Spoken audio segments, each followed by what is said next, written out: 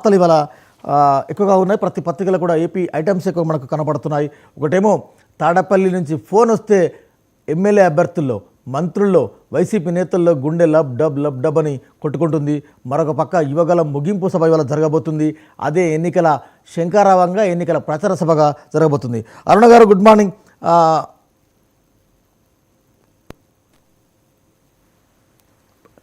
Right, ఏం చెప్తారు?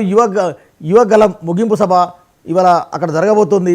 TDP, Janasena మొన్న బాబు గారు, పవన్ గారు కలిశారు. సీట్ల అంశం మీద ఏమైనా కొలికొచ్చిందా?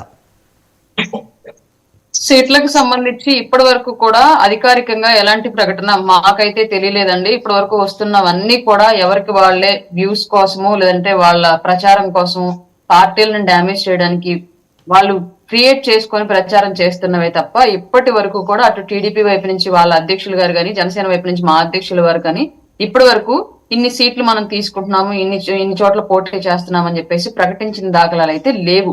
ఈ రోజు యువగలం సాక్షిగా కూడా నాకు తెలిసినంత వరకు సీట్లకు సంబంధించి ప్రకటనలు అయితే ఉండవండి. అక్కడ కూడా క్లియర్ గా, అంటే రాజకీయంగా ఏ విధంగా ముందుకు వెళుతున్నాము, ఇక్కడ ఏం చెయ్యాలి, అలాగే మూడవ పార్టీ అయినటువంటి బీజేపీతో పొత్తు విషయం మీద తీసుకునే నిర్ణయాలు, వీటి గురించి అక్కడ చర్చ ఉండిద్ది ప్రధానంగా రెండు పార్టీల వైపు నుంచి కూడా.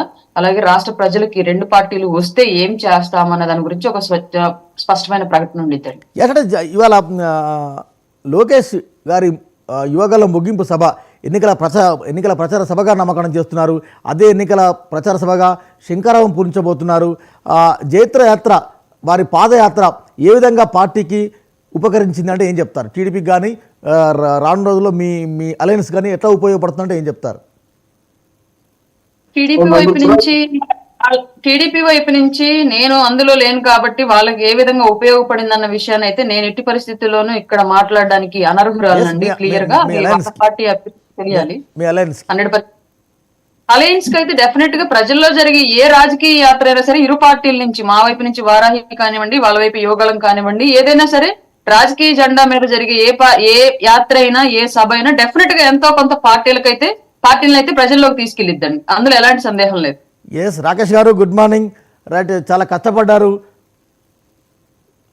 గుడ్ మార్నింగ్ అండి. ఎస్, రాకేష్ గారు చాలా కష్టపడ్డారు. మీ యువగలం పాదయాత్ర ముగిసింది. ఇవాళ ఎన్నికల ప్రచారాన్ని